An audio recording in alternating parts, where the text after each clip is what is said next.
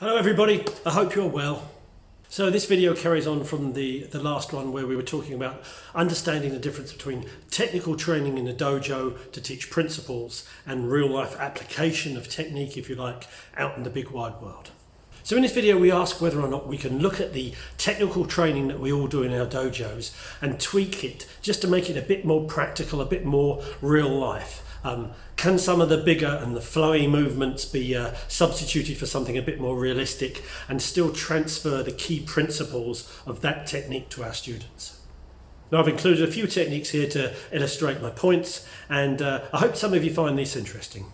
As always, it'd be great to get a conversation going down below. I'm always keen to hear other people's takes on things. If you found this useful, give it a thumb, consider subscribing, and of course, thank you very much for watching.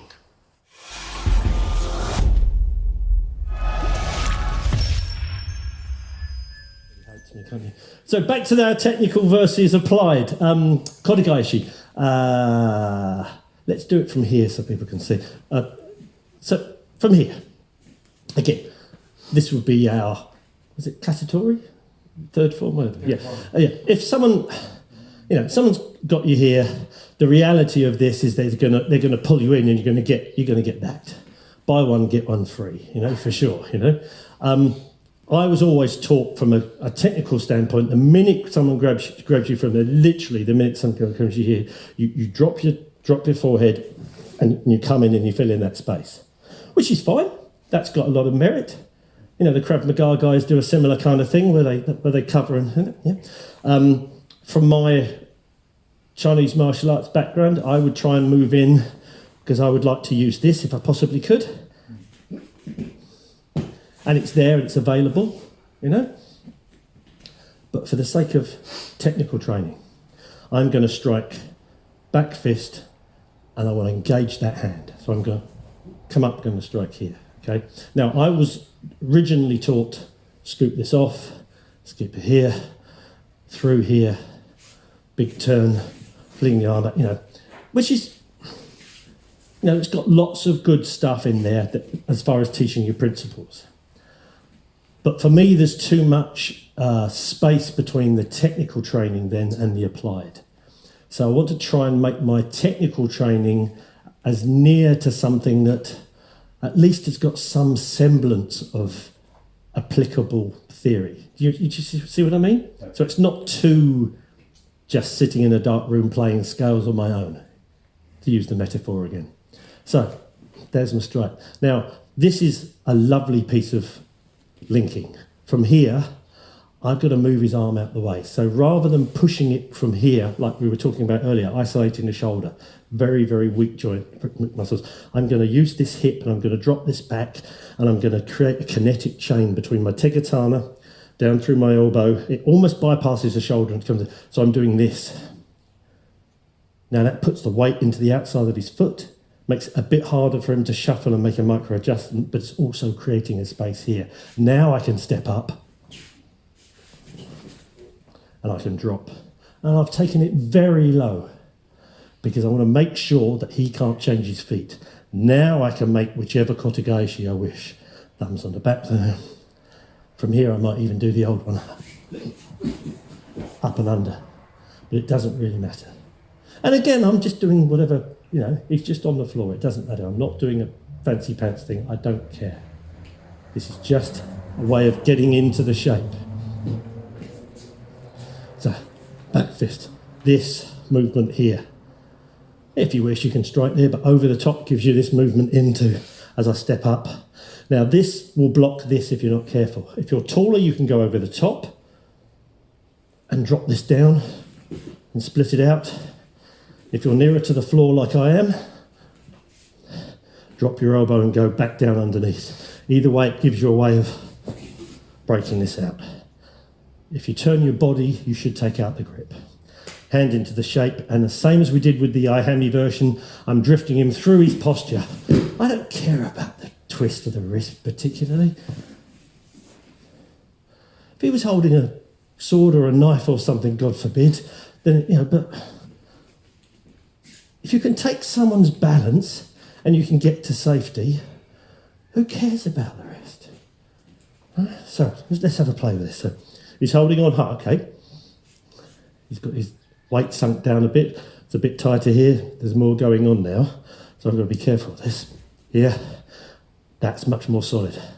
So I'm going to drift this in and across. Not even going to do the kodogaeshi. He was falling that way. Why would I waste it? Have a play.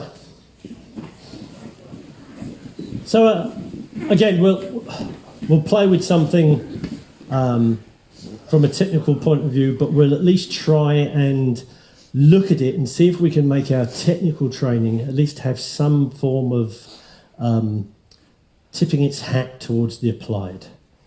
I think if you're going to do technical training to teach yourself principles or to teach your principles, core principles, if you can at least set it in a way that gives it a framework of some element of reality, it makes it easier for people to take those ideas across to the more randomized, what might happen stuff, because you never know. This idea of that wouldn't work in a fight is the daftest comment ever, and people you always see this on videos. What fight? Every single fight is different. Every single some conflicts don't go further than people shouting at each other. Others are over in a couple of seconds because someone was surprised and taken. It's a nonsense. Everything is different. All you can do is train yourself to be able to adapt to situations and hopefully keep yourself safe. Where's my man? Come on. So one of the things we've done recently for our showman training, I've pretty much stopped training Shomanuchi. For me, the idea of someone cutting straight down on the top of the head, it's not ever going to happen. Back in the day when people had swords, sure, it's very quick, it's very hard to defend against. I get that.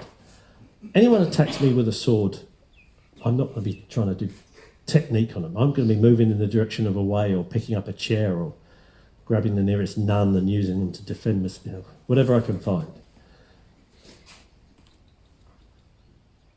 So for me, a head strike, if I want to do some technical training, I want something that's a bit more applicable.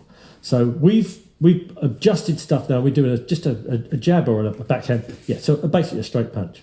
And again, all you commenters out there, this is a demonstration. He's punching at half speed so I can explain what I'm talking about. It wouldn't work in a fight. That's fine. Okay? If I try and do a classical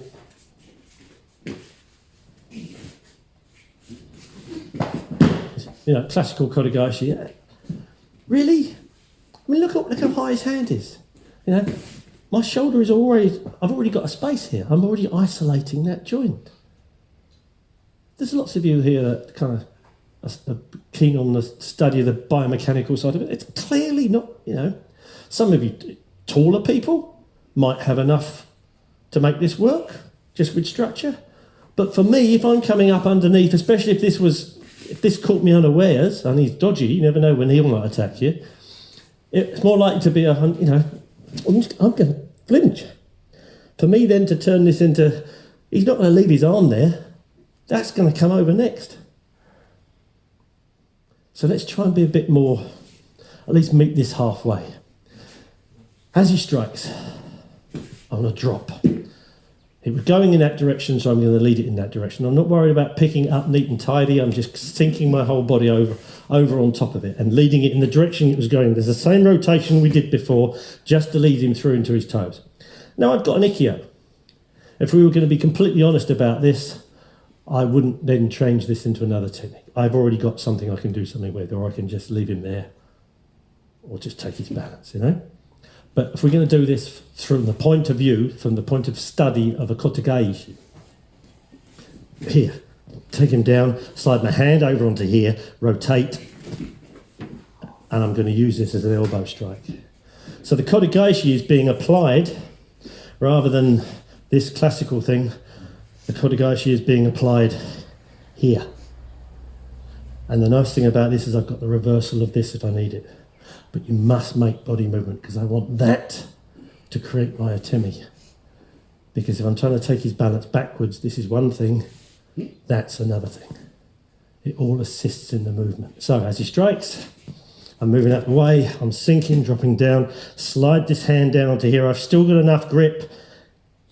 Let's just say I stuff this up and he goes to stand up. I'm rotating, I bring this around. And the nice thing about the angle is that that also, to a certain extent, covers off this far side here. Again, as it comes up, that other hand's going to come up. So at least this covers this and it puts my head to one side. I've got to gi this time because that's the way it went. But there's my shape. I can either collapse this straight down because his space to the side of his foot is open, or I can keep turning and I can take him down from there. And of course, there's all sorts of finishes we can do. So let's have a little play with this. Again, from a technical standpoint, it's not a fight. One more. Get your partner to, that's it, start off about half speed. He's still punching with a little bit of intention. I know if I don't move, he's going to clock me one. That's what you want. But respect the level of your partner and move it up. And after a while, because again, he's just doing a front leg, I know what's happening because he's being nice. I'm demonstrating at the moment. Change it round, either hand, so I don't know. See what happens.